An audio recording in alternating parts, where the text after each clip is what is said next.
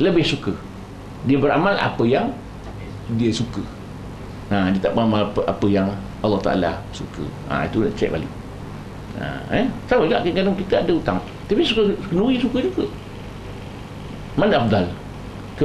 Itu sebab dalam bab haji, kalau sekiranya ia berhutang, hendaklah hutang dia bayar dahulu.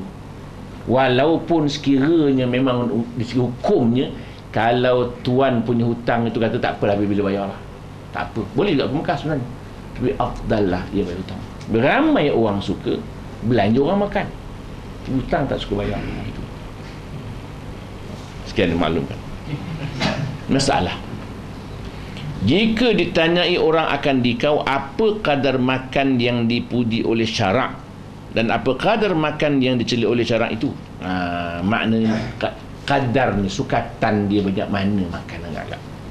Maka jawab olehmu bahawa kadar makan yang dipuji oleh syarak itu 3 darjat. Pertama, darajat siddiqin, iaitu yang terlebih tinggi, bahawa menyampaikan mereka itu atas makan sekadar yang mengkuatkan atas ibadat kepada Allah Ta'ala. Maknanya pekat yang tinggi, makan untuk sekadar boleh bangun semayang je. Kuatlah dia. Satu. Kedua, bahawa memakan pada hari semalam, sebenarnya ada satu hari satu malam ni, setengah mud, yakni setengah daripada 1/4 gantang fitrah. Demikianlah yang diadatkan oleh Sayyidina Umar bin Khattab radhiyallahu anhu dan daripada beberapa jemaah daripada sahabat radhiyallahu anhum, kerana makanan mereka itu pada tiap-tiap 7 hari satu gantang fitrah daripada syair, gandum. Maknanya setengah mud.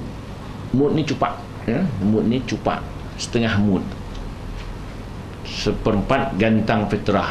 Segantang fitrah sekati 12 tail. Bagi 4 berapa? 4 tail je. Makan. Itu dianggap oleh Sayyidina Umar dan para sahabat yang lain. Yang pertama sekadar untuk kenyang je, sekadar untuk nak boleh beramal. Yang kedua, satu mud, itu cupak. 3, bahawa makan pada hari semalam itu 1 mud, yakni tadi setengah mud, ini 1 mud, yakni 1/4 gantang fitrah. Dan makan lebih daripada itu keluar daripada orang yang jalani akan jalan kepada Allah Ta'ala, lagi dicela oleh syarak. Makan lebih itu teruk sangatlah, sampai dah terlentang dah, tak larat dah. Itu kadang-kadang bila kita makan, waktu nak semayang, pola makan semayang, kenyang pula. Main jangan akan terlalu lebih. Habis. Al-fasl tsani fi syarhil kalam. Bermula fasal yang kedua pada menyatakan akan syarhul kalam. Adapun syarhul kalam, yakni sangat gemar kepada banyakkan perkataan, cakap ikut ini. Itu syarhul kalam, banyak cakap. Maka iaitu dicela oleh syarak, kerana firman Allah Ta'ala, la khaira fi kathirin min najwahum illa man amara bisadaqatin aw ma'rufin aw islahin bainan nas. Tiada kebajikan pada banyakkan mereka itu akan perkataan, melainkan seorang yang menyuruh dengan berbuat sedekah, atau menyuruh dengan berbuat kebajikan, atau mendamaikan antara orang yang berkelahi. Itu je. Makna cakap banyak yang tidak memberi manfaat. Kata Nabi, min husnil islamil mar'i tarkuhu ma la ya'ni. Sebaik-baik Islam seorang itu tinggalkan apa yang tak beri faedah. Pasal banyak cakap kita banyak silap. Banyak silap, banyak dosa. Gitu. Dan sabda Nabi sallallahu alaihi wasallam, man kana yu'min billah wal yaumil akhir falyakul khairan aw liyasmut.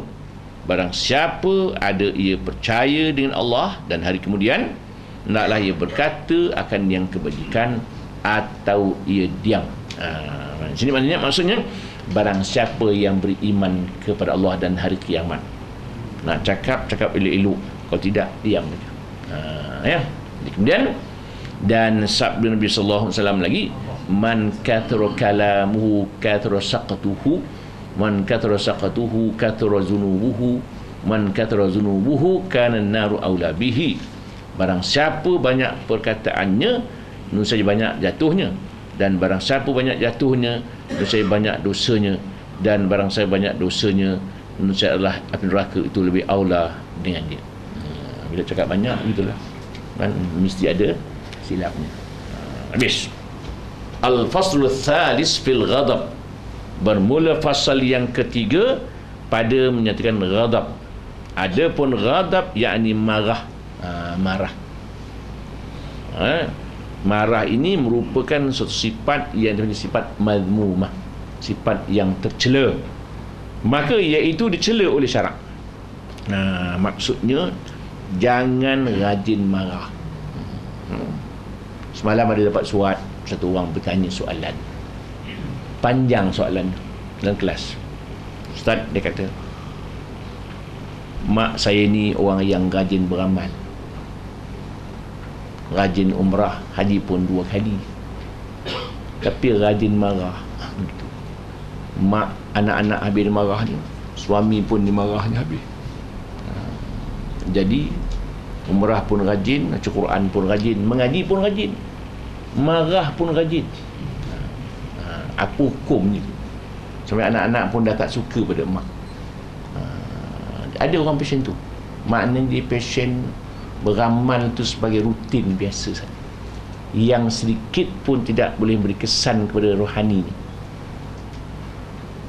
Pasal orang yang marah ini dia menurut syaitan, menurut nafsu dia.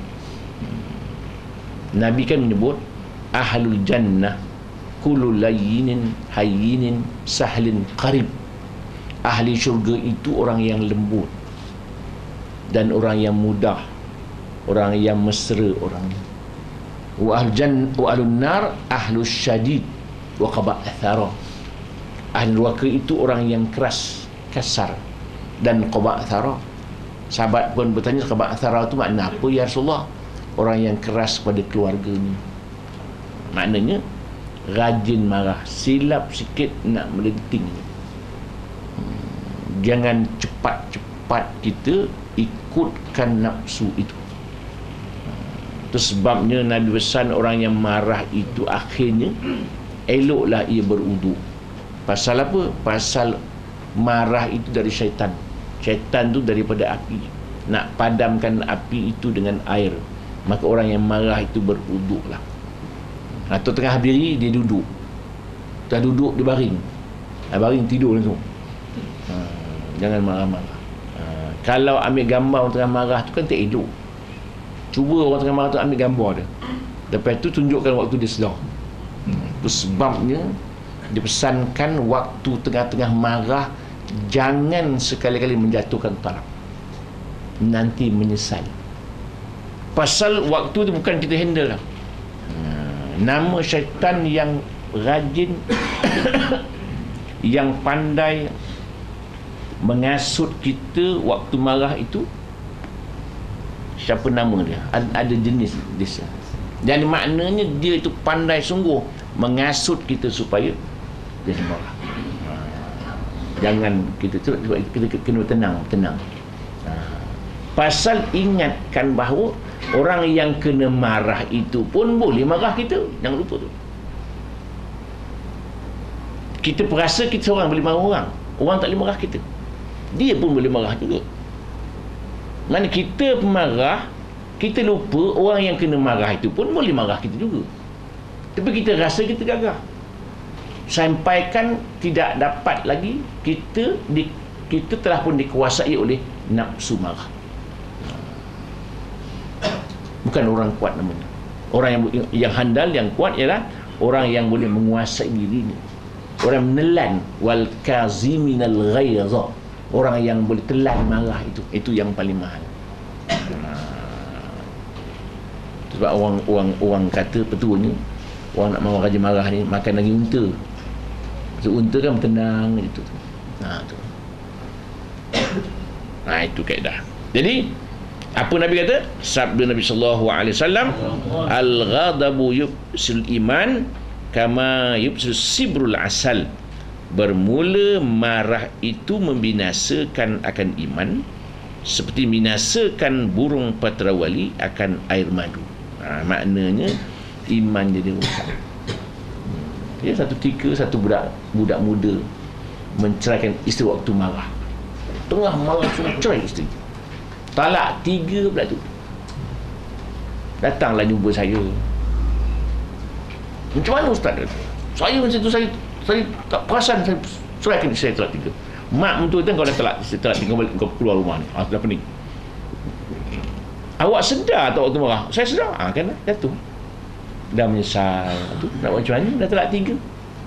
Nak balik macam mana lagi? Orang Melayu dah talak 3, dia cinta buta lah. Itu orang Melayu ni modal. Cuba dah cinta buta kalau menggali buta.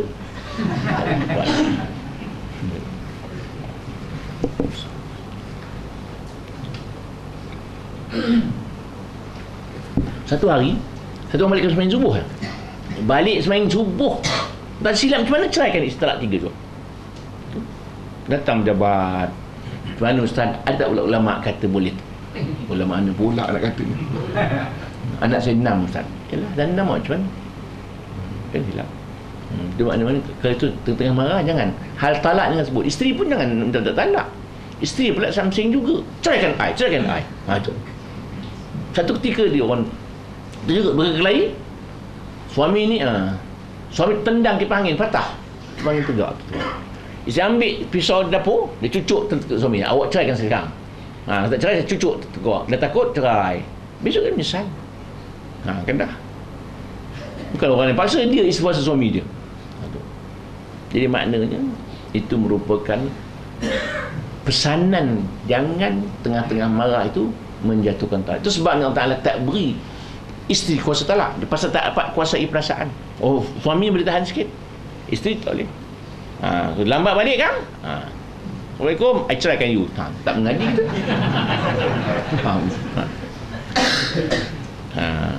Dan sabda Nabi sallallahu alaihi wasallam, ma ghadiba ahadun illa ashfa ala jahannam.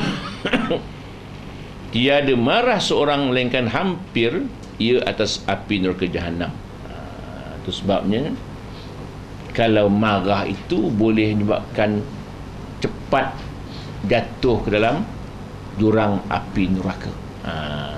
Sikit-sikit. Itu sebab kita kena selalu positif, selalu positif. Kadang-kadang kita naik kereta, orang langgar kereta kita, kena marah. Padahal orang tu bukan sengaja nak langgar kita pun. Kenapa kita nak marah dia? Memaafkan lebih cantik. Memaafkan itu lebih cantik.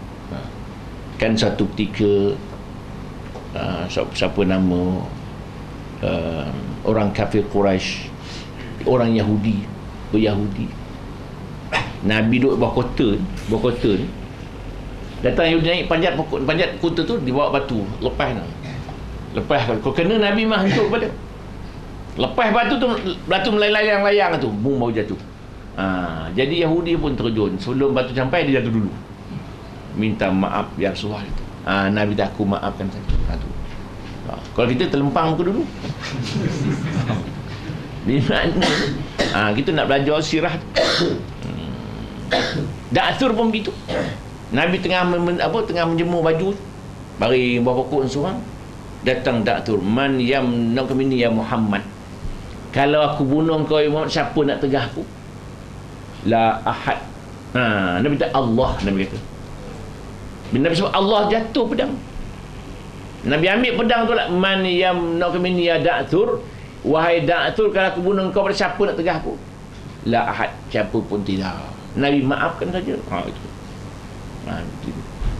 Sama satu hari juga, orang ni rajin pantang Nabi lalu, membaling aja, buat macam-macam, menyakitkan hati. Pantang Nabi lalu. Itulah kerja dia. Satu hari dia sakit, tak membaling pula hari tu. Nabi pun tanya, yang rajin membaling tu mana? Sakit ya Allah. Nabi pergi rumah dia.